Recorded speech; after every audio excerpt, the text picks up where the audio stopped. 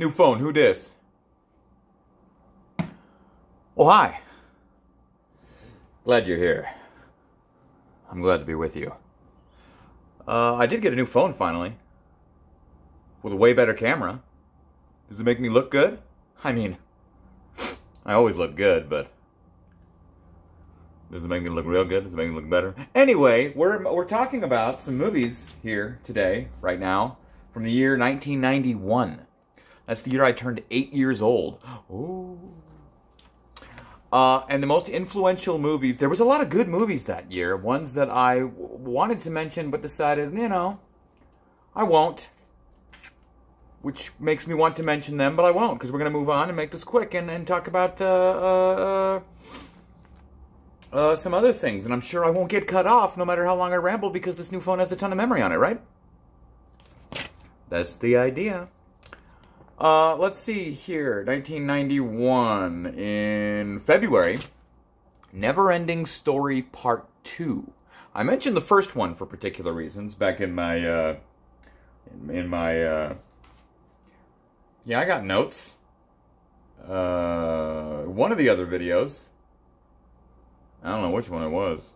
Oh, 1984. Really? Took them 7 years to make that sequel? No wonder they recast the main character. But I have a vivid memory of watching this particular movie in school, and it was really, really weird. It's really weird. It's really weird. In fact, now that I'm thinking about it, it makes me think of like the first Neverending Story and Wizard of Oz, okay? These classic, unique, intriguing, interesting, one-of-a-kind stories. And then there's sequels. Return to Oz and Neverending Story Part 2 being really, really, really weird. Especially with a lot of the character designs. So, Neverending Story Part 2 is weird, and it always had a big impact on me, especially, you know, we watched it in school, like, what the heck, we got a bird guy, and we got a weird lady with these memory balls, and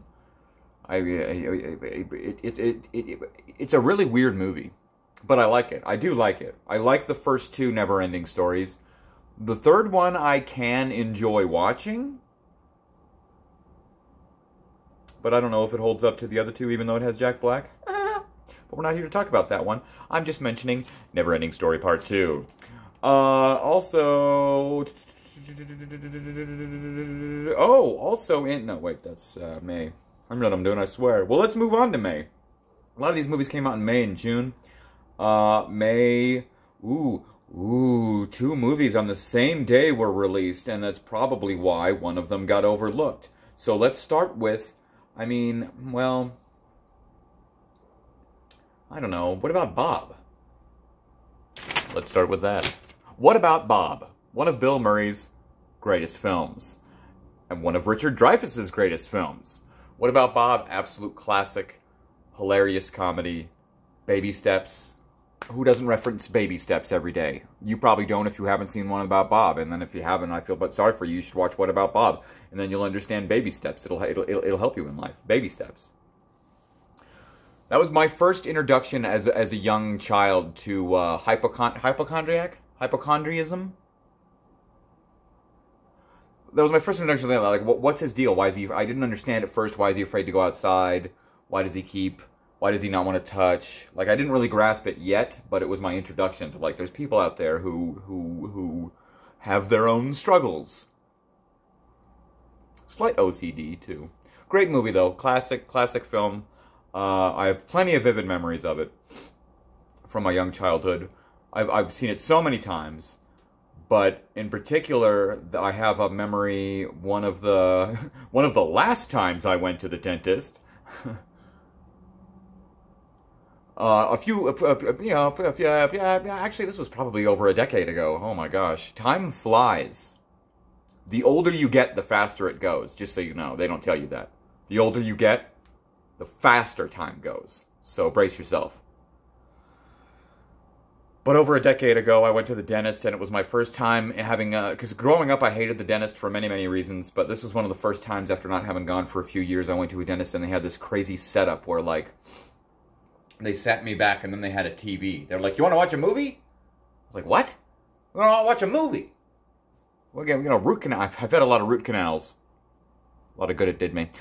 You want to watch a movie? I'm like, movie? And then they give me a selection, like I'm on an airplane. Here, watch a movie. Well, we work on your teeth. I'm like, okay. It helps distract you. I'm like, okay. And one of my options was What About Bob? And I was like, I'll watch What About Bob. So one of my vivid What About Bob memories is being at the dentist, sitting in the dentist chair for about the exact length of the movie. I remember finishing it, and then they were about done. So I watched What About Bob in a dentist chair while I was having a root canal. Talk about baby steps and overcoming your fears. But another movie that came out that same day, which was overlooked and I hadn't even heard of until about a year ago. Less than a year ago? Last year? A few months ago? Stone Cold. No, not the wrestler. We're not talking about Steve Austin here. This is a movie called Stone Cold. Here. I must give credit where credit's due. I discovered Stone Cold because I had recently, a few months ago, discovered Red Letter Media and my favorite show of theirs, Best of the Worst. And while watching some of their episodes, backtracking a little bit, about a year ago, when Scream 5, not Scream 6, but Scream 5 came out, they had one of the stars of that film on their show, and one of the movies that they watched and talked about was Stone Cold. And I'm watching this. Great episode. Look up Best of the Worst, Stone Cold. And I'm like, this movie looks amazing, actually. So I looked it up, and it's actually available on YouTube in its entirety, in high definition, for free, if you can find it, for your health. So I watched it. Thought it was just going to be on in the background. It blew my mind. I immediately watched it again and then got my hands on a Blu-ray so that I could watch it in my Dolby Theater, which I did, and it was amazing. This movie, first of all, how hilarious is it that they tried to market it, at least for this release, which I'm sure this was probably more recent, as like, look, it's a Terminator movie. This is literally a Terminator cover. He looks like the Terminator. He's got the sunglasses, and then he's got the red eye. But in actuality, it's motorcycles. It's the main character who, sure, he wears sunglasses, but not much in the movie. And then this is one of the headlights from one of the motorcycles reflecting in it. This is a crap cover. It does not nearly express how amazing this movie is. Because this movie is amazing. It's got Lance Henriksen, a.k.a. Bishop, a.k.a. Tesla from Tron Uprising. But he's amazing in this. This movie. I would have to do a whole other video on how amazing this movie is. Every one-liner, every character, everything. This is the ultimate. This is one of the greatest movies ever made, because I'm pretty sure it's a parody on action films. There's no way. There's certain things that, like, this is clearly meant to be a parody, and it's done perfectly. You can tell that it's exactly what the director intended it to be. And it blew my mind when I first watched it, and immediately, upon first viewing, became one of my favorite movies ever made. With some of the greatest lines of dialogue, some of the greatest character names, some of the greatest performances. I met Lance Henriksen and was excited to be meeting Bishop from Aliens.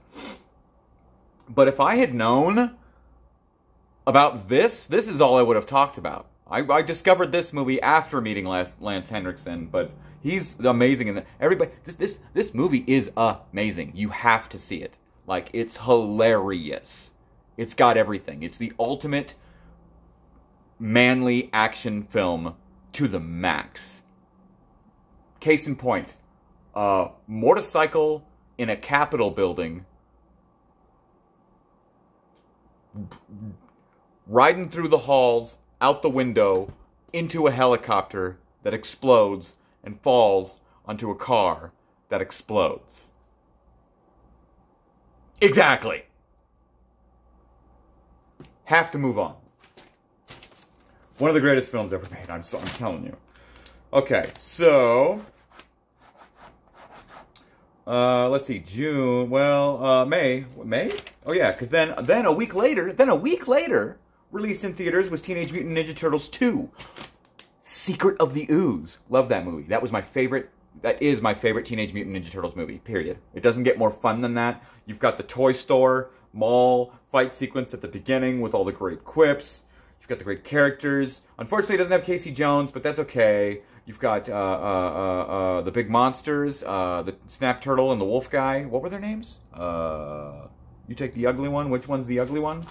They have the Schwarzenegger joke. They have the too quiet joke. Like, I quote that movie a lot. That was my favorite as a kid. It's still, like, as far as Ninja Turtles. But that was one of my favorite movies, period, as a kid. And it's got What's-His-Face from Tron. And it's an amazing film. Super Shredder, Go Ninja Go with Vanilla Ice. Are you kidding me? Ninja, rap. Teenage Mutant Ninja Turtles 2, Secret of the Ooze, is an amazing fun time, period. The end. It just is.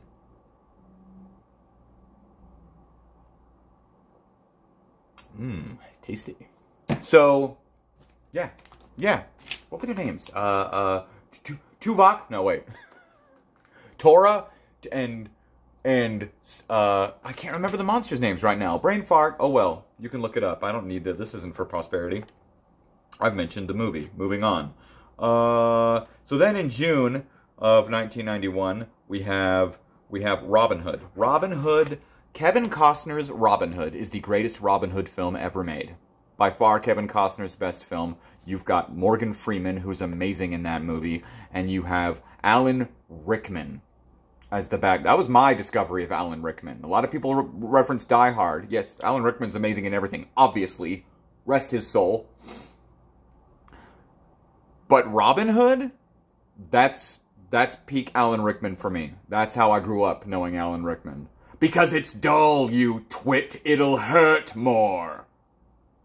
Oh, Robin Hood, Prince of Thieves, starring Kevin Costner, is oh man, I want to watch. I haven't seen it in so long. I need to watch that movie. It's so good. Like from the very beginning, you got the guy getting his hand chopped off. You got the escape from jail. You've got him finally returning to his homeland and like kissing the sand. That's how I'm going to react when I ever get my freaking feet back on Canadian soil. I'm gonna kiss the darn ground the second I walk out of that airport. People are going to be like, what's his problem? Oh, he hasn't been home in decades.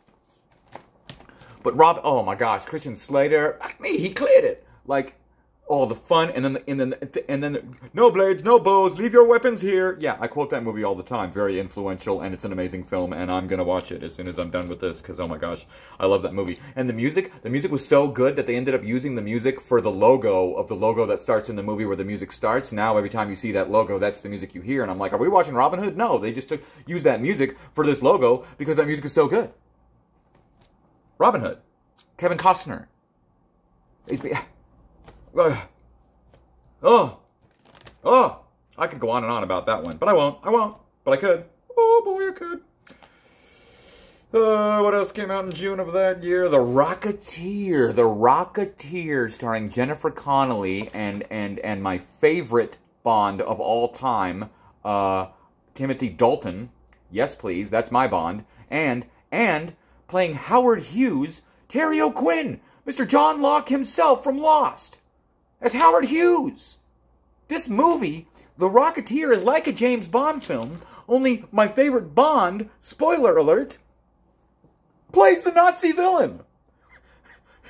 And then you have like a Bond big thug. This is like the original superhero movie. Before the big and all this stuff, back in the frickin' 91, there was The Rocketeer. And I don't care what anybody says, it's an amazing film. I said Jennifer Connelly, and I'm gonna say it again. Jennifer Connelly.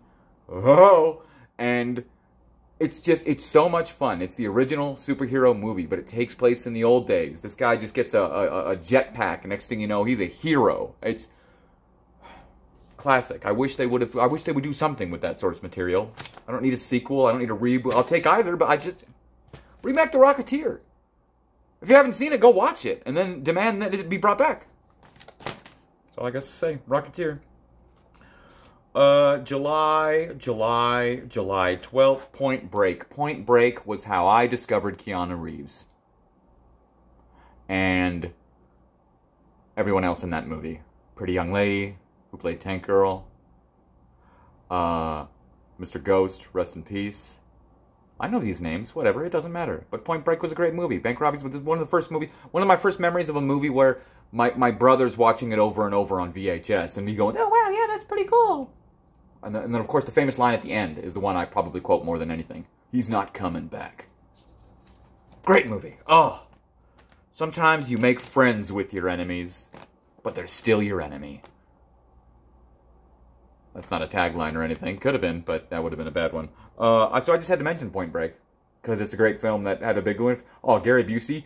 Oh, yeah, that was my introduction to Gary Busey. Was that after Predator 2? Actually, that was after Predator 2. 1 year after Predator 2. What a run for Gary Busey. So I guess not technically my introduction to Gary Busey, but speaking of my introduction to Keanu Reeves being that movie, I guess it was also another movie that came out a week later. Good for him. Couple of great weeks for this guy. Point Break. And then a week later, releases Bill and Ted's Bogus Journey. My personal favorite Bill and Ted movie. I think Bogus Journey is far, far, far superior than the first one. The first one, oh, let's go get some historical figures for our homework, and then they cause a ruckus in present day. Great. Bogus Journey is so freaking hilarious and quotable and had a huge impact on me, and I quote it all the time. You totally didn't see the fan!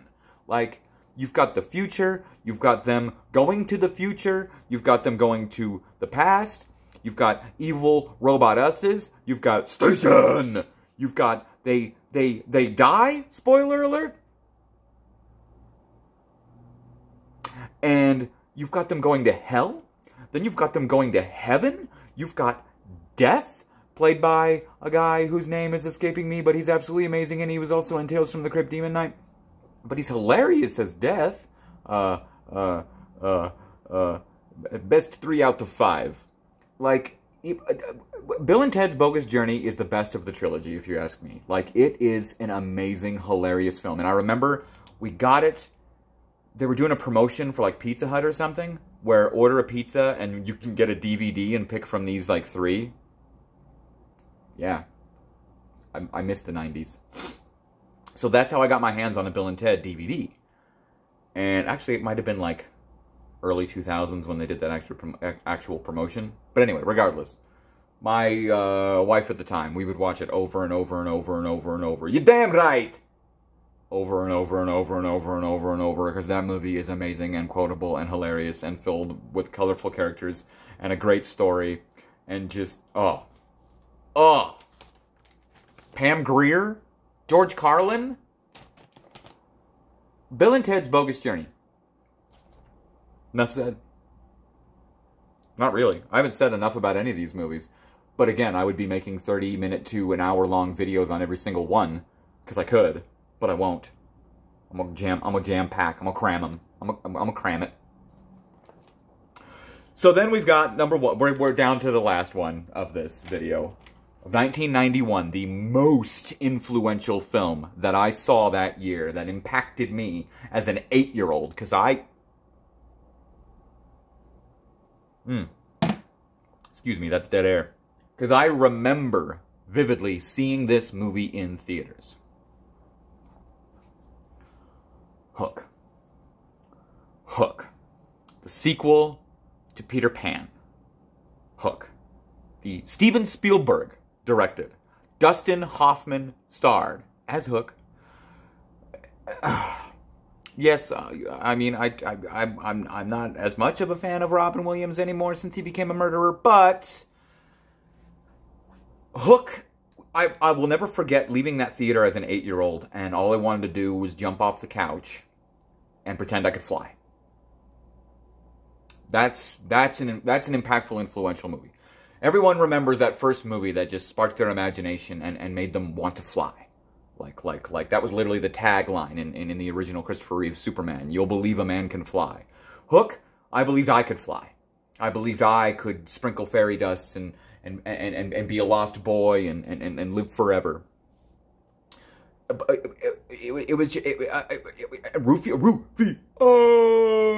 Rufio, by the way, the actor who portrayed him, is coming to my Comic-Con this year. And yeah, I'm gonna meet him, and I'm gonna tell him exactly what I'm telling you. Most influential film I saw as an 8-year-old.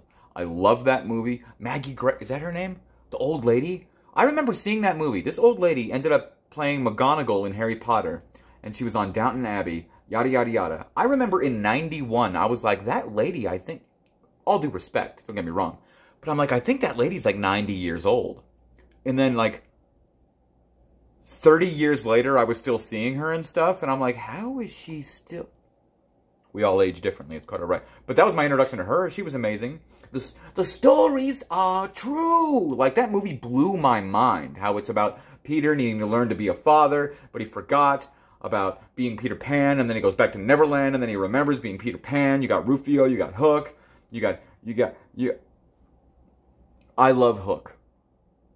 I love that movie.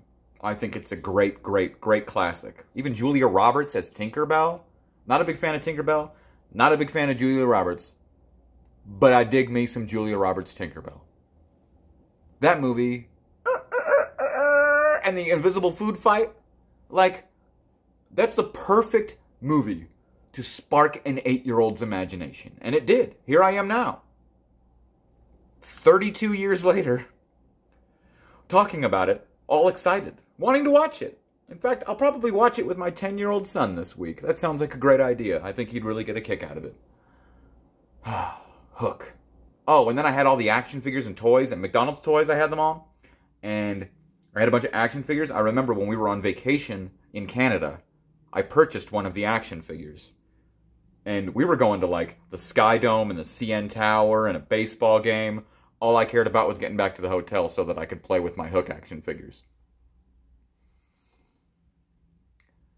I miss being young and innocent and naive. But cynicism happens to the best of us. Anyway, that about wraps it up. Thanks for listening. If you made it this far, kudos to you. And check out those movies. Okie dokie.